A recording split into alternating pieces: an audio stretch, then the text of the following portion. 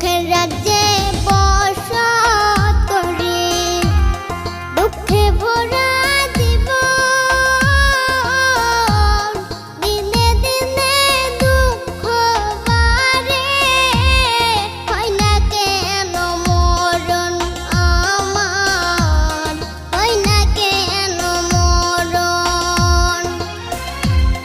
দুঃখ যদি বিক্রি হইতো আমি হইতাম ধনী, আমার কাছে আছে সই গো দুঃখ নামের খনি।